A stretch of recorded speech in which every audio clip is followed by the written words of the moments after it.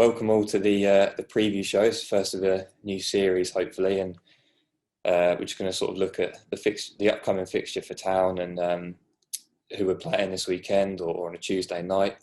And hopefully each week be joined by a special guest. And this week we've got Luke Hyam with us. Thanks for coming on, Luke. How are you? Thanks for having me. Yeah, not too bad. Obviously very strange times at the moment, but as good as we can be. Not too bad, thank you. How have you been in the football sense? It's strange times for everyone, but sort of a unique experience for you at the moment, isn't it? Yes, obviously we just spoke about it, but I've retired from football just for a back injury. So I'm hoping just to have a new adventure in the next chapter of my life, really. So it's all new to me. So not just obviously in the world, but obviously in my whole career and my whole life as well. Is that a case of sort of like mixed emotions? Because no doubt disappointed to sort of end the game that you love, but excitement potentially over a new chapter. Yeah, without a doubt. So from however young I was, it's always a dream to become a professional footballer and to become a professional footballer. But not only that, but to play for my boyhood club. It's just an absolute dream. So I'm very privileged and honoured to do that. Not many people can say they've been a professional footballer, but to play for their boyhood team as well. So I'm very lucky. Yeah.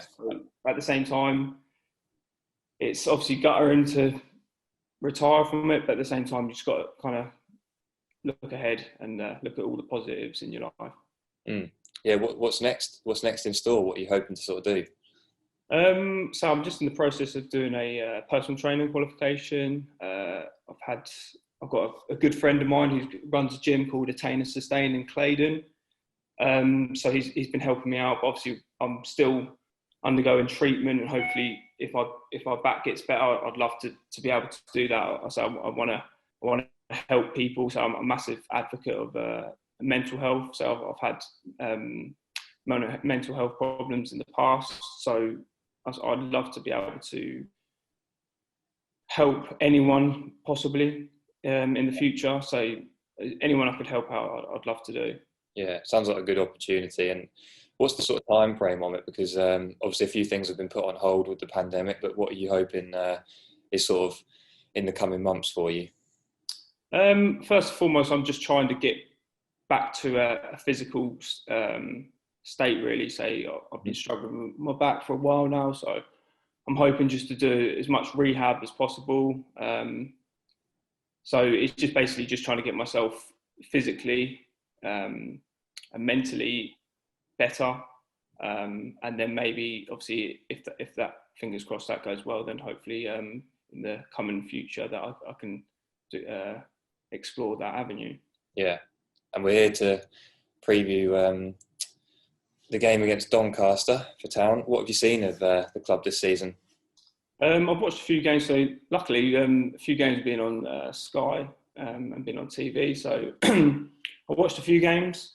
I know at the start of the season that obviously they're trying to play a lot of football. I know Paul Lambert likes to play out from the back. So some games it's worked, some games it's not. Obviously, with a massive result against Hull, was it Tuesday night? So yeah. Hopefully they can build upon it and kind of kickstart their season, really, because they're only, I think, 5 points off Doncaster. Still got a couple of games in hand over the team, so it's not all doom and gloom. I know obviously there's a lot of negativity at the moment, but at the same time, everyone's got to try and stay positive. So it can only take 3 wins on the bounce, and you're back into the playoffs. So you never know what can happen. You know about that experience of the playoffs well, and momentum can be huge going into that sort of thing, can't it? Oh, without a doubt. So it's all about team spirit, I think. If you just keep a good core of players together, keep that team spirit, and like I say, it can take you so far. Obviously, have a little bit of talent. So there's a lot of talented players in that group. So especially in midfield with like Doz, Flynn, and Bish, I'd say like they've got to be up there, the best in the league, without a doubt. So you just got to stay positive and say you never know what's around the corner. What about our opponents, Doncaster? Have you seen much of them recently? And an entertaining one against Hull last weekend with the 3-3 draw, wasn't it?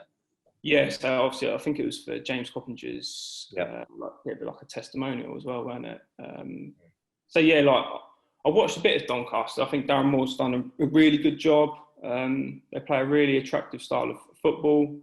I think they've dropped off a little bit. I think is it Whiteman? I think went to Preston, their captain. Yeah. He's a massive player for them. But like I say, they're not in the same sort of form as Ipswich. They've picked up a couple of results, a couple of not so good results. So I think it's a good good time for Ipswich to play them. Yeah, I think in their last six, so just looking here, they've got 6 points from their last 6 games. We've got 9. Does that almost make it like a bigger game in a sense? Because if both teams are looking to get that momentum, only one of them can really get it, unless it ends in a draw. But both teams will want to win, no doubt.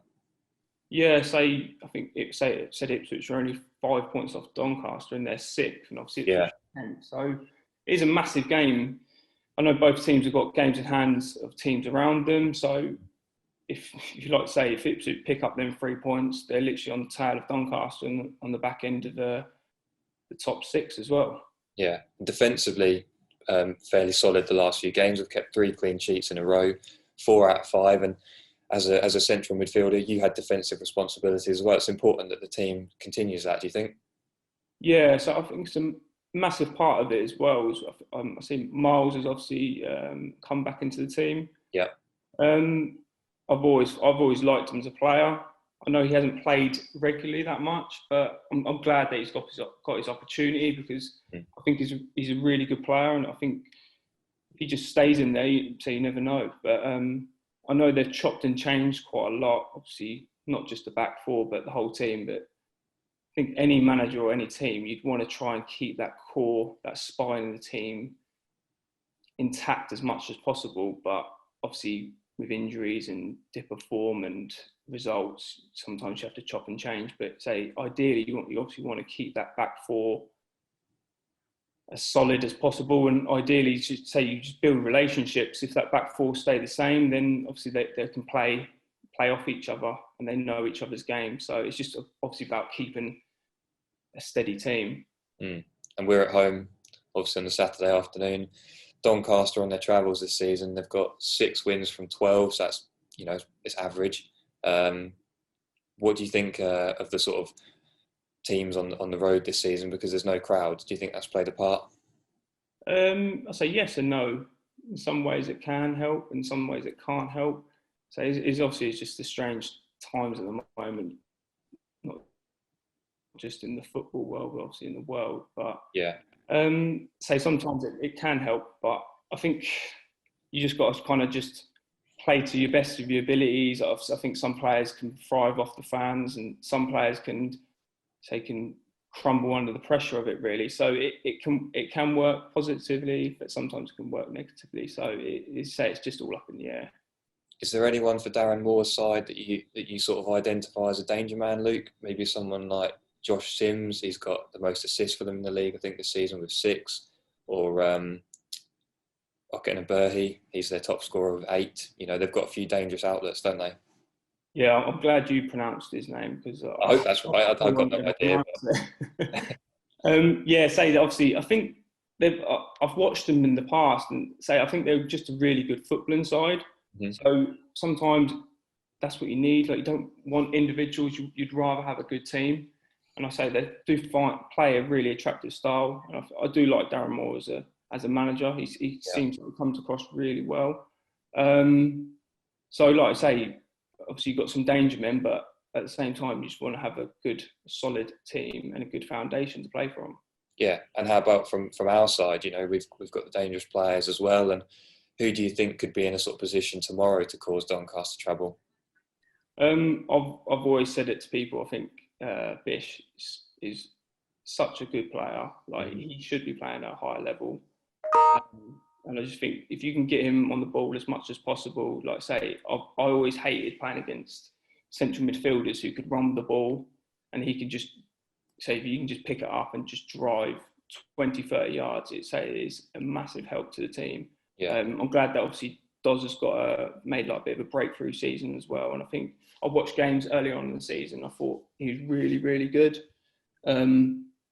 But at the same time, obviously, when I think the manager liked to play out from the back, I felt like if the team stopped Dawes from playing, kind of stopped Ipswich from playing. Yeah. I'd say them two really, who I think are standout players who can create. Yeah. Well, we've had a little look at the game, and a few supporters have sent in their questions for you, Luke. So I'll just read out a couple if you're happy to answer some of those. We've got one from Thomas. He says, "What one thing from your town career would you like to change?" I'd say, well, apart from injuries, nothing. Yeah. Say injuries part and parcel of it, and like I say, I've had to retire from it. It's heartbreaking at the same time, but I've got to say that I'm very lucky and privileged to be able to play for the team I supported. It's a dream from when I was a young boy, so I can't really complain. Another one here from Richard. He says, "Did you feel more or less pressure playing for the club, being an Ipswich lad?" I'd say definitely a lot more pressure. Yeah. I think sometimes it maybe affected my game really. I felt, obviously not just being a massive fan, I had obviously all my family, my friends were such big fans, and I think kind of like you take too much upon yourself. But I think it's only natural. I think anyone who supports a team, you're always gonna try that extra 5% more. But like I say, I played for the team I supported as a boy, so I'm happy to take that pressure on. Then we've got final one from Harry. He says, "Who would win in a match, 11 Luke Hyams or 11 Freddie Sears?" Different qualities, I guess. To be fair, I'm gonna have to say 11 Luke Hyams. I'm gonna back myself. We'll let you guys settle that one, maybe. Thanks for answering those questions, Luke. And then we'll just finish with a little score prediction for tomorrow, and maybe who you fancy for first goal scorer. I reckon after a really good result against Hull during the week, I'm back in Ipswich to kind of start their career, or not career, their season. Yeah. I'll go for a 2-1 Ipswich, and I'm going to go for Chambo first goal. Oh, bit of a different way. He's got a couple against Doncaster in the past. I think you actually played in one of those games, didn't you? Do you remember 2014 April? Chambo's. Yeah, so yeah, I think you were playing in that one. Minutes, so hopefully you can get a first goal tomorrow. Yeah, fingers crossed. Yeah. Thanks for coming on, Luke. Really appreciate your time, and everyone at the club obviously wishes you the best in your next chapter. Sad to see you sort of hang up your boots, but good luck with all the opportunities that are on the horizon, no doubt. And yeah, thanks for coming on, and thanks for those that have watched this afternoon.